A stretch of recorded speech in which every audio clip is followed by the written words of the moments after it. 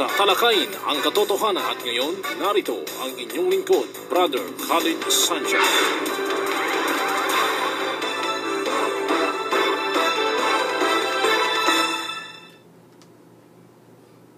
Bismillahirrahmanirrahim.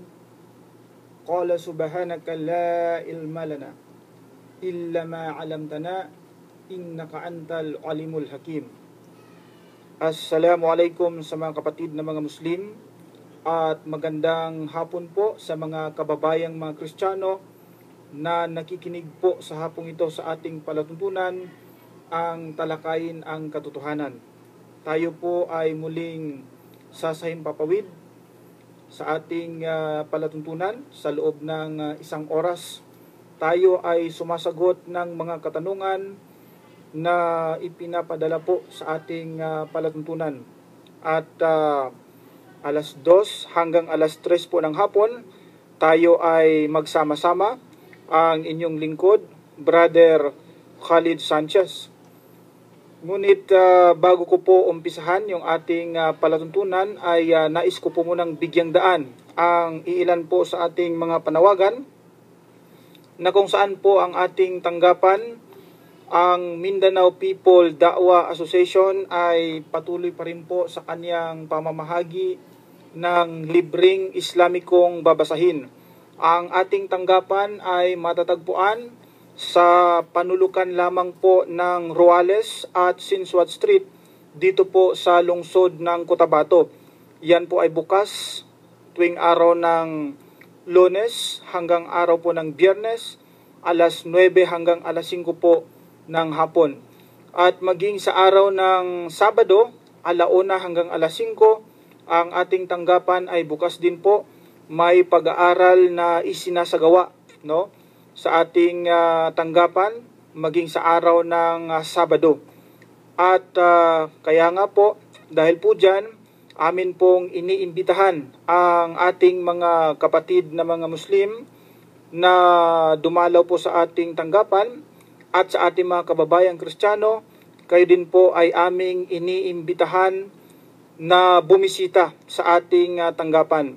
Meron pong mga libreng Islamikong babasahin na amin pong ipinamamahagi, wala pong bayad po yan. Upang sa ganon ay higit nating maunawaan kung ano po ba ang tunay na aral o doktrina dito po sa relihiyong Islam. Sa mga kababayan naman po natin, sa mga kapatid natin mga Muslim na nais naman pong makita yung ating da'wa online, tayo po ay maaring makita yung ating palatuntunan ay maari na pong makita sa youtube.com. Ang gawin lamang po ng ating mga kababayan ay i-type lamang yung ating pangalan, ang Khalid Sanchez, at yung ating mga da'wa programs, ay maaari nyo nang makita sa youtube.com. At of course, sa mga kababayan, sa mga kapatid na nais naman pong magtanong, ito po yung hotline number na maaari nyong padalhan ng inyong katanungan. Ito po ang ating number, 0915 50 63652. Uulitin ko po, 0915 50 63652. Isa pa, 0915 50 63652. Sa hapong ito ay tayo'y patuloy sa pagsagot ng mga katanungan na ipinadala po sa atin, at isa-isahin po natin ang pagsagot sa mga katanungan na ipinadala sa atin. Mayroon pong isang text na nanggaling pa sa Middle East, sa Saudi Arabia, mula po kay texter 9737. Ang kanyang katanungan ay ganito: Salam po, ask ko lang po sana kung may tao ba na alam niya kung kailan siya mamamatay. Yun po ang kanyang katanungan, kung may tao po ba na alam niya kung kailan siya mamamatay. Well, basahin po natin ang sinasabi ng dakilang tagapaglikha sa banal na Quran at alamin natin kung meron bang tao na nalalaman niya kung kailan at saan siya mamamatay. Ganito po ang sinabi ng dakilang tagapaglikha sa maluwalhating Quran. Ito po ay ating basahin muna sa kanyang Arabic. Bismillahirrahmanirrahim. Sabi niya, wa ya'lamu ma fil arham. Siya ang nakakaalam sa laman ng mga sinapupunan. Wa ma tadri nafsim madha taksibu gada. At walang kaluluwa ang nakakaalam kung ano ang mangyayari sa kanya sa kinabukasan. Wa ma tadri nafsum bi ayyi ardin tamut, sabi ng Allah. At wala ring nakakaalam kung saang lupain siya mamamatay. Maliwanag po na sinabi ng dakilang tagapaglikha sa banal na Quran na maging ang lugar kung saan tayo ay mamamatay ay hindi raw alam ng tao. Maliban na lang kung may personal na pagpapahayag ang dakilang tagapaglikha sa iyo at siya'y naging dahilan na nalaman mo ang mga bagay na nalilingid, itong al-ghaib. Katulad halimbawa ng mga sugo ng Allah. May mga bagay na ipinahayag ng dakilang tagapaglikha sa kanila na naging dahilan na nalalaman nila yung mga bagay na hindi natin alam. Halimbawa, yung sinabi ng dakilang tagapaglikha sa banal na Quran. Ang sabi niya ay ganito, Bismillahirrahmanirrahim. Alimul ghaibi fala yuzhiru ala ghaibihi ahada, sabi niya. Siya ang lubos na nakatatalastas ng mga nakalingid at hindi niya ibinubunyag ang kanyang kaalaman ng nalilingid sa sinuman. Hindi raw ito ibinubunyag ng Allah.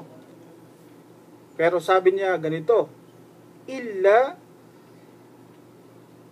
manirtada mir rasul, sabi niya. Maliban sa kanya na kanyang pinatibayan sa mga sugo.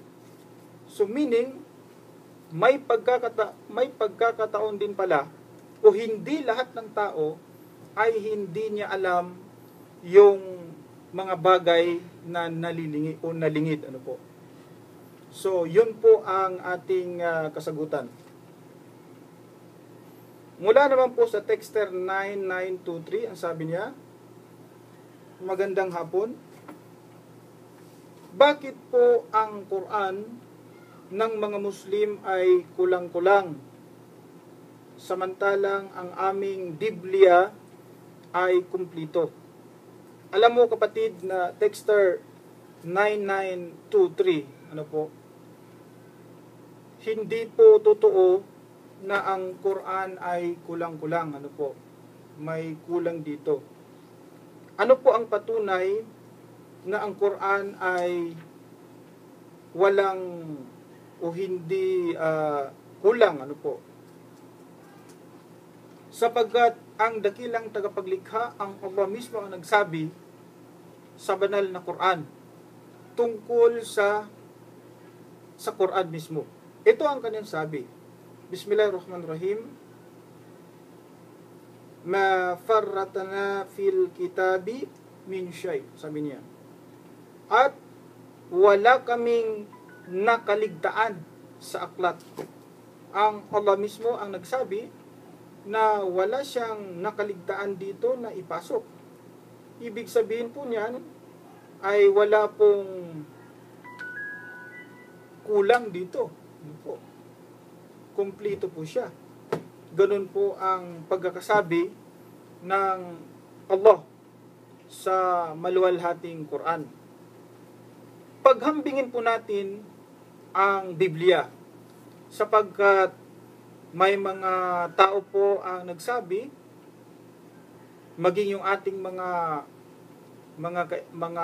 mangangaral sa relihiyong Kristyanismo ay nagsasabi din na ang Biblia ay walang kulang, no? At ang Biblia ay kumpleto daw po ito. Meron po akong hawak dito na isang aklat o isang Biblia. Ito po. Ang Bibliang ito ay inilathala ng Seventh-day Adventist noong anong taon dito siya? 1983. Yan po. 1983, inilathala po yan ng Seventh-day Adventist. Ito po ay sa wikang Cebuano. Kung titingnan po natin sa bagong tipan ng Bibliang ito, wala pong Marcos, Lucas at Juan dito. In short po, dito sa Bibliang ito na hawak ko, meron pong kulang, meron pong nabawas. At ano po ang nabawas? Ito po. Yung kanyang Matthew, or itong tinatawag na ang maayong o ang magandang balita ayon kay Mateo, ay hanggang sa kabanatang 6 lamang siya. At pagkatapos ay sinundan ng gawa ng mga apostol. Wala po siyang Marcos, wala din pong Lucas, at wala din pong Juan. So maliwanag na may nakulang sa Bibliang ito. Ang tanong ay ganito: paano po kung ito na lamang ang natitirang Biblia sa buong mundo? Wala na po yung ibang Biblia at ito na lang. Tinitiyak kong hindi nila makikilala yung iba pang ebanghelyo na nakasaad dito. Paano kung ang kaligtasan pala ng tao ay andoon nakasaad sa aklat ng Juan, o di kaya sa aklat ng Lucas, sa aklat ng Marcos nakasaad? Wala po yun sa Bibliang ito. Ang andyan lamang ay yung aklat ng Mateo. Ito po yung maliwanag na pagkukulang sa Biblia. Kaya po sa Quran, kung atin pong paghahambingin, wala pong nabawas dito. Kahit na isang letra mula nang ito'y ipinahayag sa Propeta Muhammad sallallahu alaihi wasallam sa loob ng 23 years, ang banal na Quran po ay hindi nabawasan ng kahit na isang letra. At ayon nga po sa pagbibilang ng ating mga scholar, ang Quran ay merong 325,898 o 899 letters. Mula nang ito'y ipinahayag hanggang sa ngayon ni isang letra po ay walang nabawas nito. At ano ang patunay niyan? Ang patunay niyan, memoryado po ito ng mga Muslim. At marami pong mga hafiz na mga Muslim ang nakamemorya po ng buong Quran. Kung paanong ang Surah Al-Fatiha nang ito ay minimemorize sa panahon ng propeta, ay gayon din sa ating kapanahunan. Meron din po siyang 77,934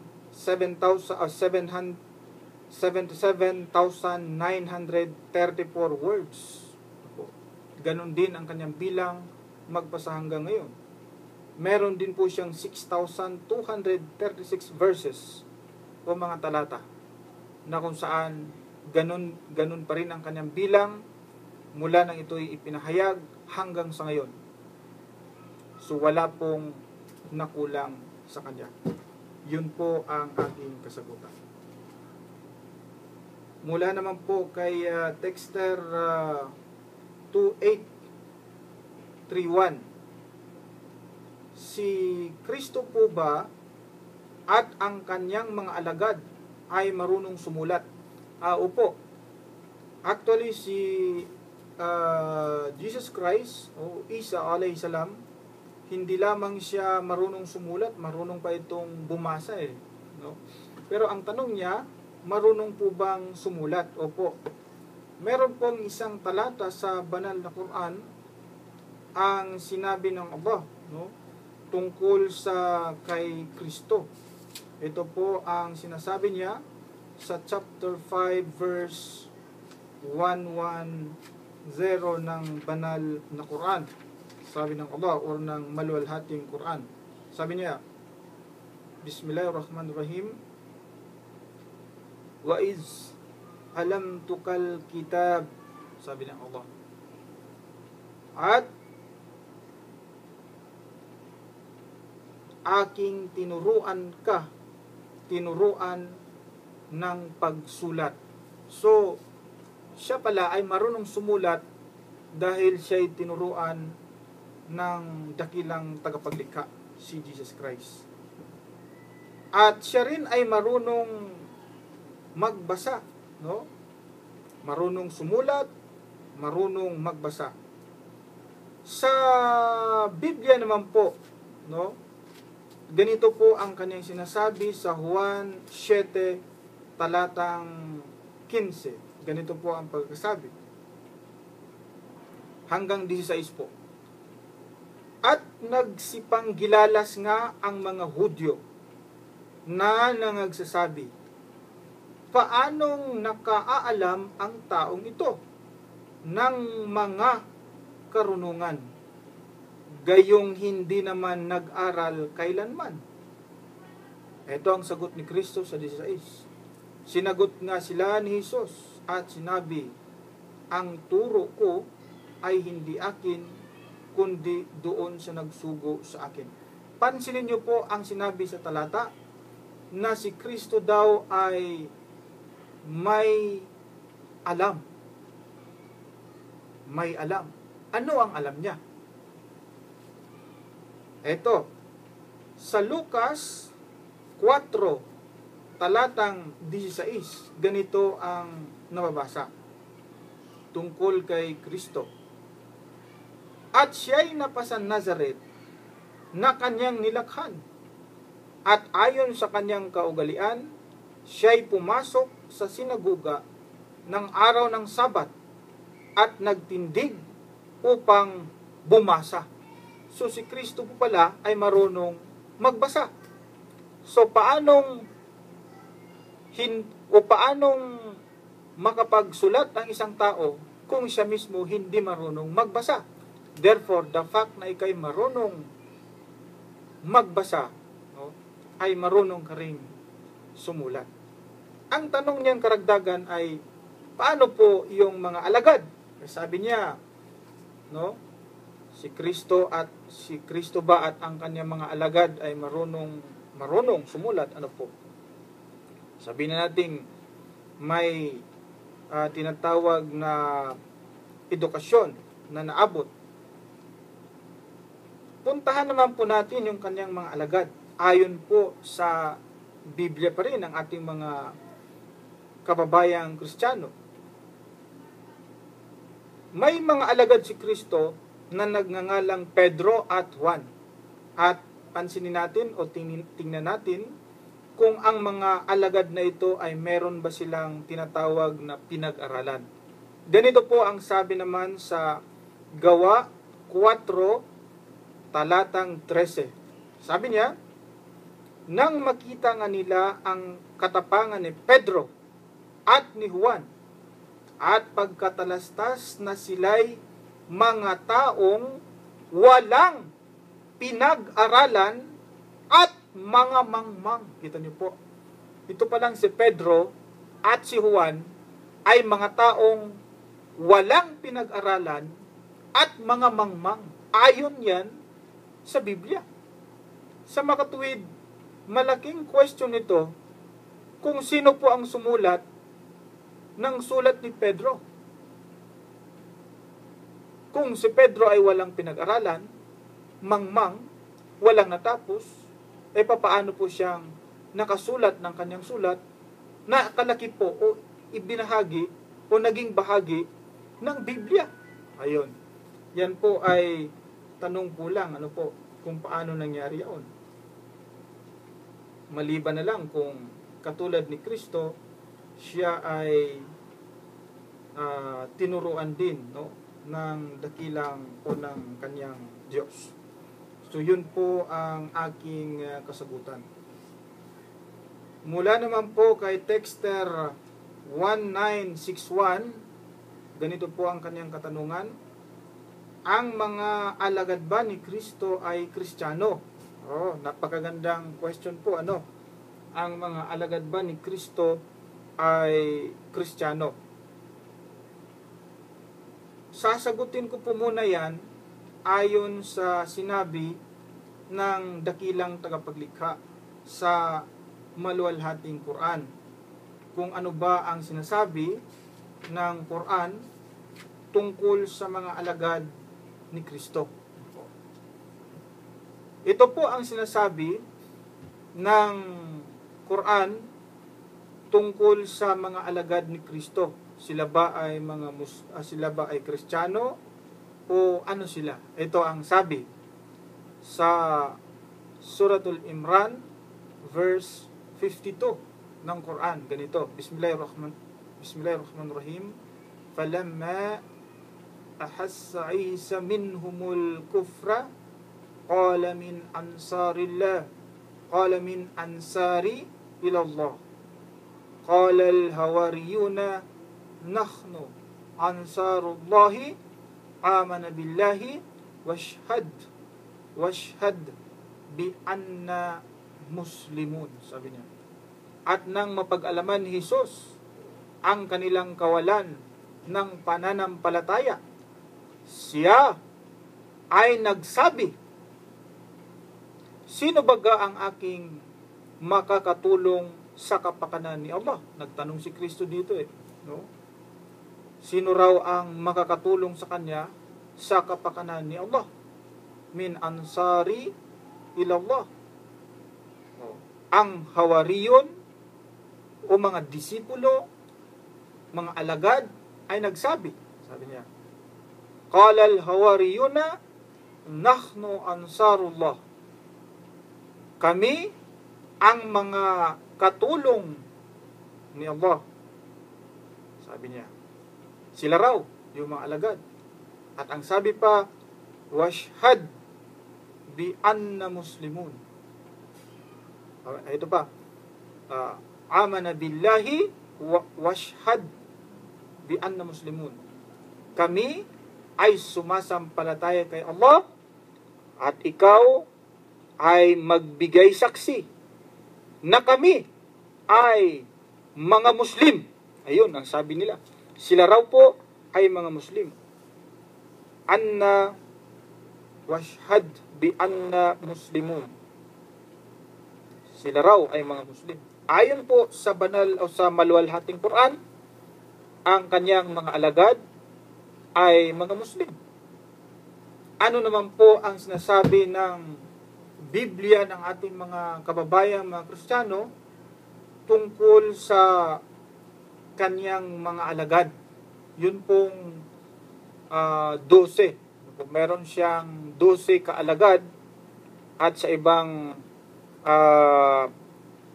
talata ng Biblia may nadagdag na 70. So marami-rami din po siyang mga alagad.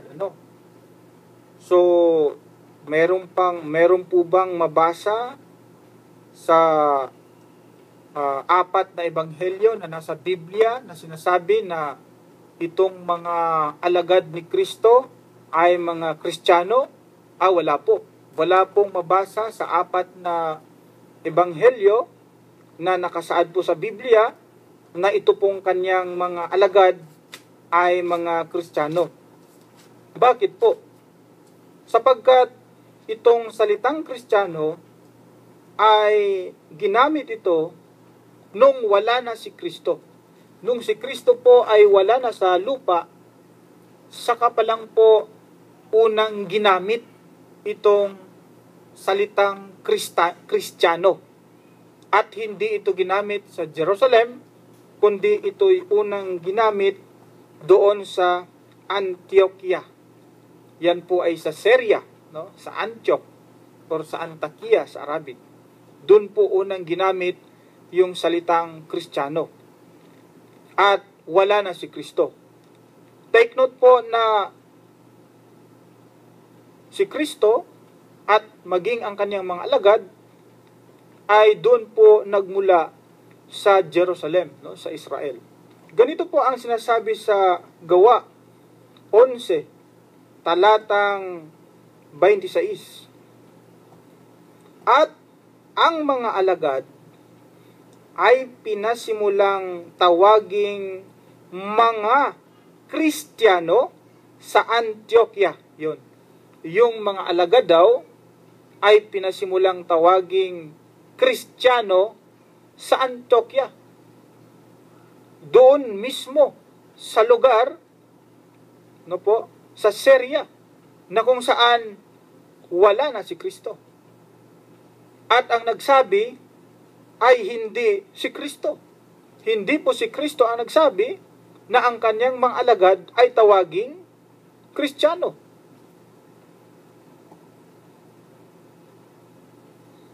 In fact, kung babasahin mo nga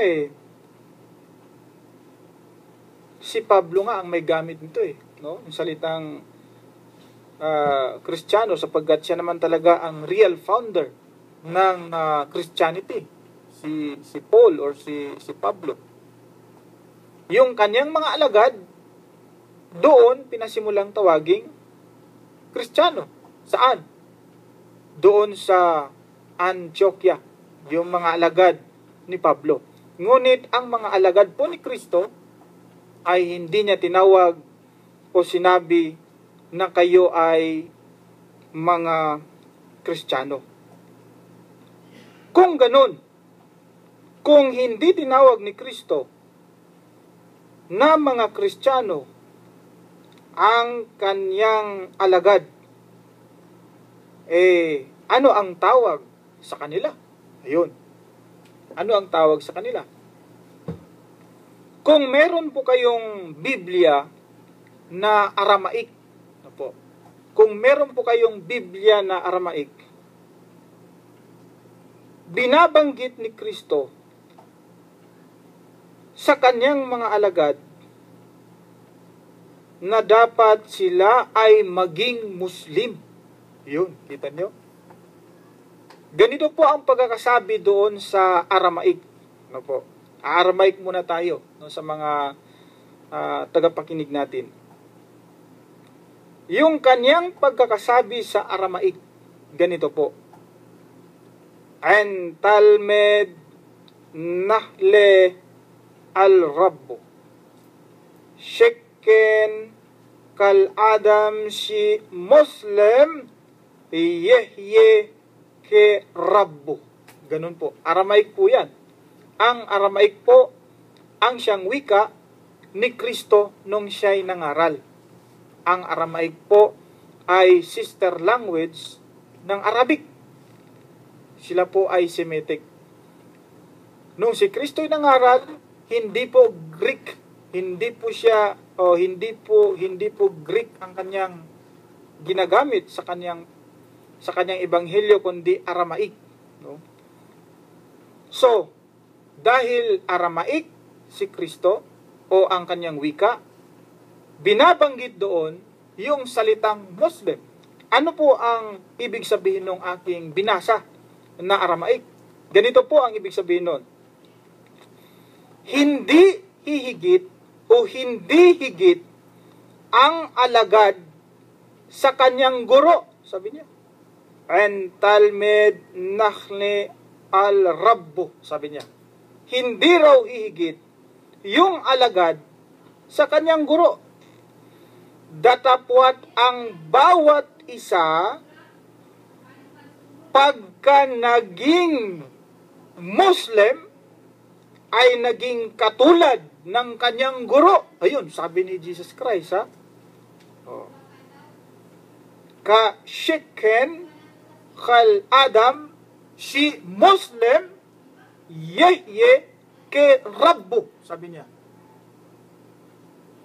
Datapwat ang bawat isa pagka naging sakdal. Yun po pala, iniliwat ngayon sa Tagalog yung salitang Muslim from Aramaic. Pagka siya'y naging sakdal, ay naging katulad ng kanyang guro. Ngayon, kung babalikan mo po yung Aramaic, no, binabanggit doon yung salitang Muslim. At ang pagkakaliwat niya sa Tagalog ay sakdal. No? Maliwanag po pala na may binabanggit na Muslim doon mismo sa Aramaic na ebanghelyo na siyang namutawi sa bibig ni Kristo. Sabi niya sa kanyang mga alagad, hindi hihigit ang alagad sa kanya, sa guro. Of course, guro ka eh. Kung may mga alagad ka, hindi talaga hihigit yung mga alagad doon sa guro. Pero sabi ni Kristo, kung ikay maging Muslim, sabi niya, maging kapantay mo na siya. Ayun ang sabi niya doon sa Aramaic. Ano po? Siyempre, dahil ang nagliwat ng Biblia ay hindi naman Muslim, ay aalisin niya yung salitang Muslim at ita-translate niya ito. No? At kung titingnan mo nga, ang isang Muslim ay sakdal. No? Kung papansinin mo, sakdal naman talaga siya. Sapagkat ang definition ng Muslim ay sumusunod sa kalooban ng dakilang tagapaglikha ng Diyos na si Allah. Hindi po kasi magpapamuslim sa isang tao yung kanyang tribu. Hindi rin po magpapamuslim sa isang tao yung kanyang wika o di kaya yung kanyang bloodline. Sapagkat ang magpapamuslim po sa isang tao ay yun pong kanyang pananampalataya at yung kanyang mabubuting gawa. Yung pagsagawa ng ipinag-utos at pagbawal doon sa mga o hindi pagsagawa doon sa mga ipinagbabawal ng dakilang tagapaglikha. Yun po ang magpapamuslim sa kanya. So maliwanag po ang aking kasagutan doon po sa nagtanong. Mula po kay Texter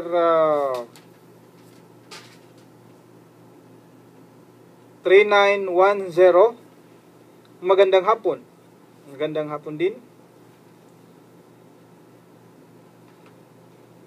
Minsan po sa bigat ng aking problema ay tinatanong ko ang Diyos kung bakit pa ako dinala sa lupa upang parusahan. Nako. tinatanong mo ang Diyos, kapatid, na texter 3910. Kumbaga, kino-question mo siya, no? Dahil sa ikay dinala sa lupa at upang parusahan lamang. Alam mo, kapatid, na nagtanong, huwag ka sanang malulungkot, no? Hindi po pwede maging sa ating mga kababayang mga Kristiyano nakikinig, ano po, at sa mga Muslim din po, hindi po pwede na ating kukwestiyonin, ating tatanungin ang dakilang tagapaglikha, ang Allah, kung ano man ang kanyang ninanais, kung ano man ang kanyang ginagawa. Wala tayong karapatang questionin siya. In fact, dapat pa nga tayo ang kukwestiyonin ng dakilang tagapaglikha. Ano po ba ang patunay nun? Ito po, sinabi niya, Bismillahirrahmanirrahim, La yus'alu amma yaf'alu wa hum yus'alun. Sabi ng Allah. Si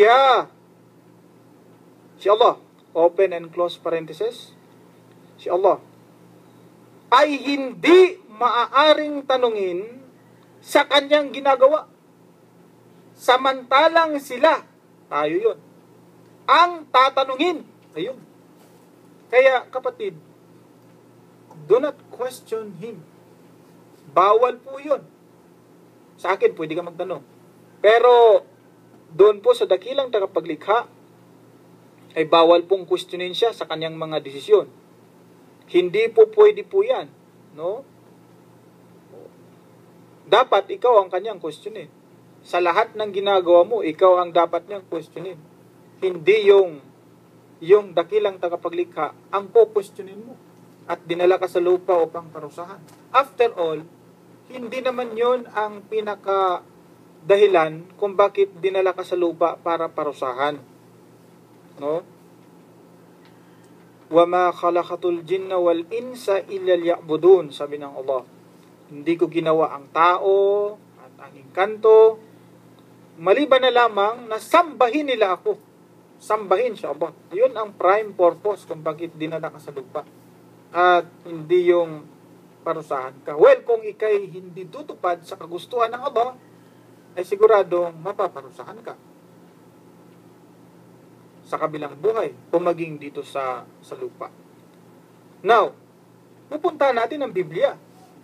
Baka sabihin pa, ayun ay para lang sa mga sa mga Muslim, ano po? Paano po kami mga Christian? Wala pong sinasabi sa aming Biblia na questionin ang Diyos. Aba, meron po, no? Meron pong sinasabi ang Biblia tungkol dyan. Ito po ang sabi ng Biblia. Pwede ba na questionin natin yung Diyos ayon sa Biblia?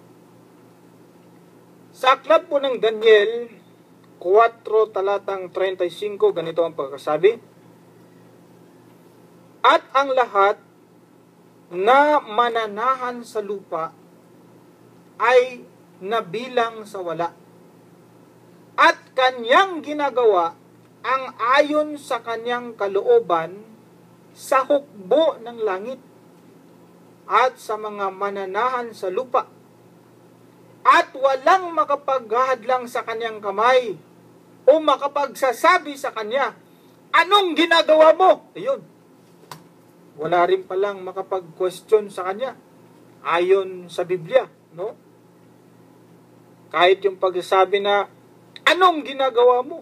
Oy, hindi pala pwede yun sa kanya. Hindi talaga po pwede pala na questionin ang dakilang tagapaglikha. Ngunit tayo ang dapat niyang kukwestiyonin. Ganun po, no? Yun ang aking kasagutan. Mula po kay texter 7812, maaari po bang ipaliwanag ninyo ang John 1 verse 1? Dahil yan ang patunay na si Kristo ay Diyos. Thanks. Okay. Yun daw po ang patunay na si Kristo ay Diyos. At hinihingi niya ang ating paliwanag doon sa John 1 verse 1. Okay. Alam mo, kapatid na nagtanong, no?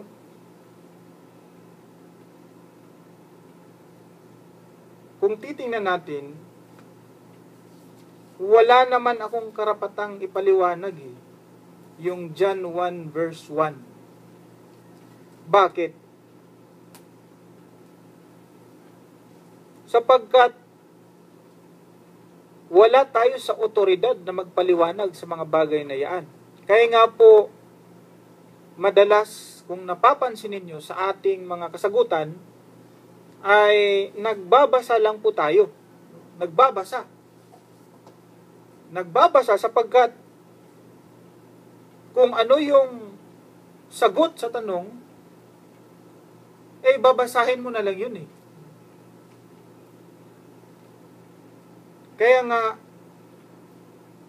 sa tanong mo na ipaliwanag, or parang request nga yun, hindi nga tanong yun Maari po bang ipaliwanag? So, hindi nga tanong, no? Ipaliwanag yung John 1 verse 1. Eto, babasahin ko na lang kapatid siguro ito. Sapagkat kung ipapaliwanag ko sa iyo, abay hindi mo tatanggapin yung paliwanag sapagkat ang nagpaliwanag ay hindi naman Kristiyano. At sabihin mo pang ang nagpaliwanag ay hindi naman otoridad. Hindi siya otoridad. Hindi otoridad para tanggapin ang kanyang paliwanag. So, ganun ang isipin, hindi lamang ikaw na nagtanong, kundi maging yung iba. So, babasahin ko po ang John 1 verse 1. At intindihin mo naman kung ano yung aking babasahin. Ganito po ang pagkakasabi.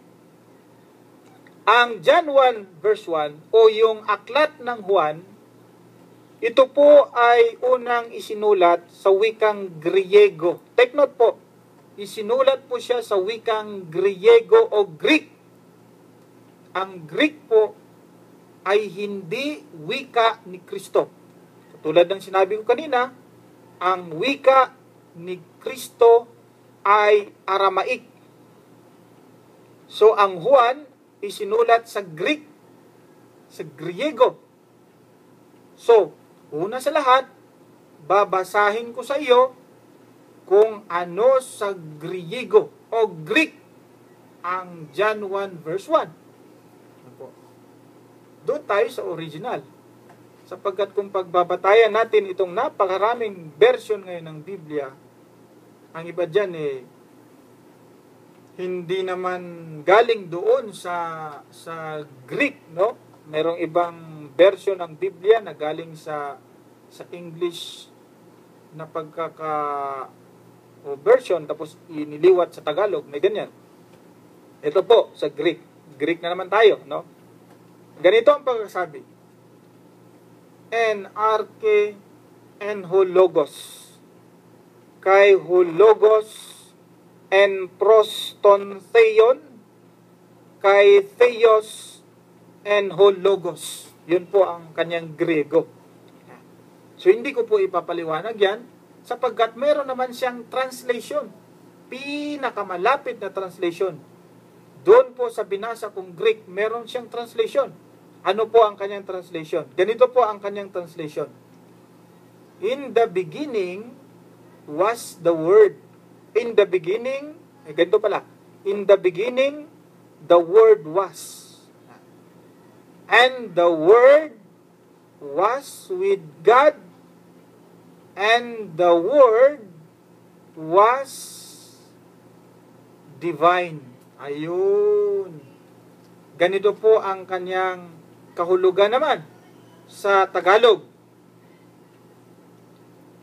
Sa pasimula ay ang salita, at ang salita ay kasama ng Diyos, at ang salita ay banal. Yun. ang salita raw po ay banal, divine. Kung mapapansin mo, sa ibang version ng Biblia, ang sinasabi doon, ang salita ay Diyos. Para patunayan na si Kristo ay Diyos. Sapagkat ang Diyos daw ayon sa 14 ay, or ang salita raw ay nagkatawang tao, at ito raw si Kristo. Yung ginamit po na "and the word was divine", yun po ang Biblia or the Bible, an American translation by Smith and E.J. Goodspeed, Chicago. Yun po ay inialathala noong 1935. Biblia po yan. Dito naman po sa Interlinear New World Translation of the Christian Greek Scripture, ang ginamit po is, noong 1950, ang ginamit ay, "and the word was a God." Gumamit po siya ng article na A at small letter G, no? Small letter G na God. Bilang pagpapatunay na ang salita ay hindi Diyos, kundi ito ay banal, no? Banal siya o divine. Sapagkat kung mapansin nyo sa aking binasa na Greek, no po, sabi niya, "Kay Theos en ho logos." Ano po yun? Kay Theos en ho logos. Yung Theos po dito, wala po siyang definite article na ho, o di kaya'y ton, sapagkat sa Greek po, yung Diyos, tinatawag po yan na ho Theos or ton Theos. Yun po yan, no? May ho or may ton. Dito po, kay Theos in ho logos, Theos lang po, wala po siyang article. Kaya nga po ang translation niya, yung Theos, ito po ay banal ang kanyang ginamit na translation or divine sa English. Sapagkat wala nga po yung definite article na da, no? Yung bang ton or ton Theos, yan. Ho Theos. Ganun kasi yan eh. So, ang translation niya is, "and the word was divine." At ang salita ay banal. Na siyang tama kung iisipin mo lang. Kung unawain mo, ang salita ay banal. Tama po yun. Kapag ito'y manggaling sa dakilang tagapaglikha, manggaling sa Diyos, ang salita ay banal. Tama po yan. Pero kung hindi manggaling sa Kanya, ay hindi po yun banal. Kaya nga po, sa Biblia, tinawag siya na, or sa, minsan, ang Quran, tinawag na banal. Di ba? Banal na Quran. Although, ang mababasa natin, ito ay Quranun Karim. Ito'y malulhating Quran. Sapagkat ito'y nanggaling sa dakilang tagapaglikha. No? So, banal. Hindi po pwede na yung salita niya ay maging Diyos din. Gagamitan nyo lang po ng konting logic at konting common sense. Kung ang Diyos ay Diyos at yung kanyang salita ay Diyos, o ilan na ngayon ang Diyos? Dalawa na yon. Konting logic lang po yan eh. Sapagkat kung gagawin mong Diyos yung salita, at ang salita ay kasama ng Diyos yan, at yung salita ay Diyos, Hindi na po isang Diyos, kapatid. Magiging dalawa na siya. Plus, meron pang Espiritu Santo na Diyos din. O, kita mo? Plus, meron pang anak na Diyos din yun. Na ilan ang Diyos? Plus, itong si Kristo, anak. Merong kaluluwa yun. Merong espiritu din yun. Yun bang kanyang kaluluwa at kanyang espiritu? Diyos din yun. Nako, lalong dumarami ang Diyos ngayon. Ano po? Yung Diyos na sinasabing espiritu, ayon sa Juan, ilan ang espiritu ng Diyos? Isa lang ba? Kung babasahin ko sa inyo, hindi lang iisa. Dami. No? So, common sense lang po yan, mga kapatid. Sapagkat ang Diyos, ang tunay na Diyos ay nag-iisa lamang. Pero alam natin, totoong marami ang Diyos. Pero yung tunay, isa lang po yun. Ngayon, kung ipagpilitan mo na ang salita ay Diyos, at yung Diyos ay Diyos din, ay di hindi isang Diyos, marami ngayon ang Diyos. So, kukontra ngayon yan sa common sense, doon lang sa common sense ng tao, hindi na ngayon papasok yan. Kontra na siya. So, ang pinakamainam, pinakatama na translation doon ay ang salita ay banal. Na siya naman talagang sinasabi doon sa Grego. Kasi sabi niya, kay Theos en Hologos. At ang pinakamalapit na translation doon ay ang salita ay banal. Sapagat yung Theos doon, wala po siyang article. Wala pong article yun. Theos nga eh. Walang kay ton, wala. Dapat may ton o di kay Theos, ton Theos, para it refers to God. Eh wala nga siyang article eh. Kaya nga, ang translation nila ng mga scholar, ito ay banal. So yun po ang pinakatama doon na pagpapaliwanag. Yun po ang aking kasagutan, Brother 7812. Mula po kay Texter 1892. Ano po ba talaga ang oras ng pagkakapako kay Kristo? Sapagkat narinig ko sa inyo na hindi alas 3. Okay. Alam mo, Texter 1892, no? Totoo po na minsan sa ating palatuntunan ay nasabi ko na hindi alas 3 ng hapon ang oras ng kanyang pagkapako. In fact, dala ko po ang isa sa mga Biblia ng ating mga kababayang mga Kristiyano at binabanggit po dito kung anong oras po si Kristo ay naipako sa krus. Yan. Ito po ay Ilonggo nga lang siya, no? Tawag dito ay Biblia sang Katilingban sang mga Kristiyano. Ilonggo po ito, mga kapatid. At sinasabi po dito kung ano po ang oras ng pagkakapako ni Kristo. Ito po ang pagkakasabi. Pansinin niyo po, mga kababayang mga Kristiyano, sa Marcos 15, talatang 25, 15:25 ng Marcos, Ilonggo, ganito po ang pagkakasabi.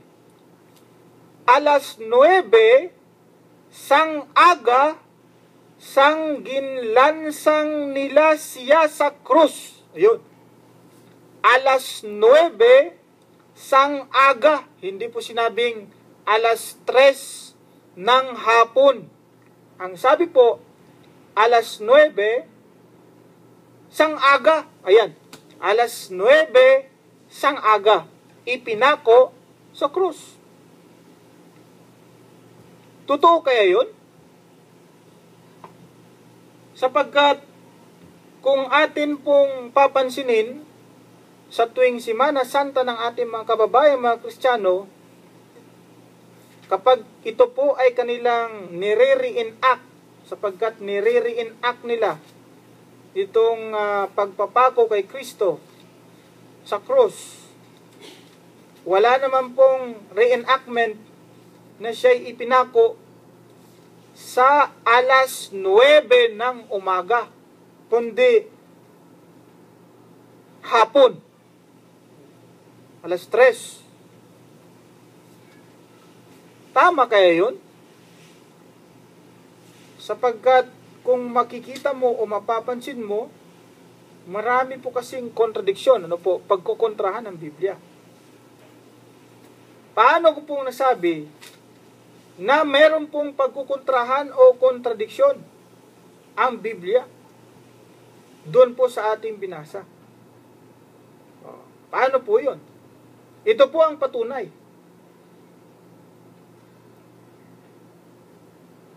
Doon po sa aking binasa, alas 9 ng umaga, ipinako siya sa krus. Yun din po yung araw ng Biyernes. Abay, katakataka, sapagkat nung tanghali din yon, sa araw na yon, tanghali, si Kristo ay nakikipagdiskusyon pa doon sa korte ni Pilato, Poncio Pilato. Paano nangyari na ipinako siya sa alas 9 ng umaga, gayong alas 12 ng tanghali ay nasa korte pa siya ni Pilato? Saan po yan mababasa? Sa Juan 19, versikulo 14, ganito ang pagkakasabi.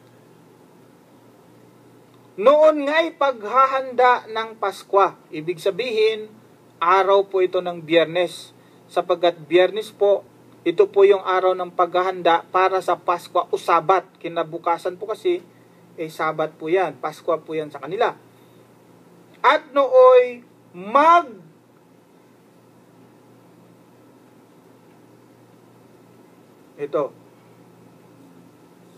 At nooy magtatanghaling tapat. Ayun, magtatanghaling tapat. Ano ba yung tanghali? Umaga ba yan o hapon? Tanghali nga eh. At sinabi niya sa mga Hudyo, narito ang inyong hari. Tanghaling tapat. Si Kristo andon sa korte ni Pilato. Sino po yung ipinako ng alas 9? Bumababa siya. At pagka alas 12 ay pumunta muna doon kay Pilato, hindi po ganun eh.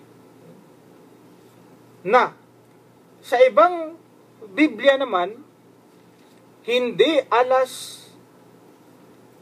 9 ang pagkakapako, kundi alas 3. Ito, sa Biblia ko. Ganun din pong talata. Marcos 15:25, ganitong pagkakasabi. At ikatlo na ang oras at siya'y kanilang ipinako sa krus. Alas 3 daw po yun, pinako. Kawawa naman si Kristo kung titingnan natin, no? Alas 5, alas 9, ipinako. Tapos, ibinaba, pumunta muna kay Pilato. Alas 12. And then, pagka alas 3, binalik muli, pinako uli. Ganun ba ang nangyari sa kanya? Ay, kawawa. Ngunit hindi po, no? Sapagkat ito po ang tunay na nangyari kay Kristo. Ito po ang tunay na nangyari sa Kanya. Sinabi ng dakilang tagapaglikha sa banal na Quran. Bismillahirrahmanirrahim, sabi niya, wa qawlihim inna qatalna al-masiha Isa ibn Maryama Rasulullahi wa ma qataluhu wa ma salabuhu walakin shubbiha lahum, sabi niya. Wa innal ladhina ikhtalafu fihi la fi shakkin min ma lahum bihi min ilmin illa ittiba'azan wa ma qataluhu yakina, sabi niya. At sa kanilang pagsasabi Aming pinatay ang Mesiyas na si Jesus, ang anak ni Maria, ang sugo ni Allah. Ito na, sabi ng Allah. Datapwat, siya ay hindi nila napatay, gayon din naman siya ay hindi naipako sa krus. Datapwat ang nailagay na lalaki ay kawangis ni Jesus, at kanilang napatay ang lalaking ito. At ang may pagkakahidwa rito ay puspos ng alinlangan, na ang kaalaman ay walang katiyakan. Wala silang sinusunod maliban sa haka-haka o chismis, sapagkat katotohanan siya, si Kristo, ay hindi nila napatay. Ang katotohanan po pala, si Jesus Christ hindi po pala naipako sa krus. Hindi po siya namatay, no po, sa krus. Hindi po naipako sa krus. Kaya nga po may pagkakaiba, may contradiction o discrepancy sa oras ng pagkakapako kuno kay Kristo, sapagkat chismis nga lang eh. Sabi ng Allah, chismis lang yan eh. O meron bang chismis na nagkakasasang-ayon? Kadalasan po sa mga chismis eh, kontra-kontra po yan, nagkukontrahan. Sapagkat chismis nga lang, walang katotohanan. Si Kristo po hindi naipako sa krus. Ang naipako daw po ay iba, at yun ang naging kawangis niya. Kung sino po yan, hindi na po yan mahalaga sa amin, sapagkat hindi po binanggit ng dakilang tagapaglikha. Kung sinabi niya ito, abay mahalaga, ay hindi niya binanggit eh. Ngayon po, ang dakilang tagapaglikha, hindi naman talaga ganoon ang kanyang hustisya, na kailangan pang may taong mamatay para tayo'y maligtas. After all, kahit ilang Jesus Christ pa ang magpapako sa krus, magpakamatay sa krus, kung hindi ako magsisi sa aking mga kasalanan, wala ring silbi yun. Ngunit, kahit walang ipako sa krus, walang mag-sacrifice para sa akin, no? Kung tayo ay sasamba sa nag-iisa at tunay na Diyos na si Allah, at magsisi sa ating mga kasalanan, kahit walang ipako sa krus, patatawarin ka ng dakilang tagapaglikha. Yun po ang kaligtasan, at yan ang tamang aral, yan ang hustisya ng Diyos. Wala nga lang tayong oras pero napakaraming talata sa Biblia tungkol po dyan. So, ako po ay magpapaalam na, no? Marami pong salamat sa ating mga tagapakinig at sa ating mga taga-subaybay. Nawa ay napupulutan ninyo ng magandang aral, yung ating kasagutan sa mga tanong. At kung sakaling may nabitawan po tayo na medyo masakit po sa pandinig ng ating mga kababayan, ako po ay humihingi ng kapatawaran. Maraming salamat po at hanggang sa muli. Ito po inyong lingkod, Brother Khalid Sanchez. Assalamualaikum warahmatullahi ta'ala wabarakatuh.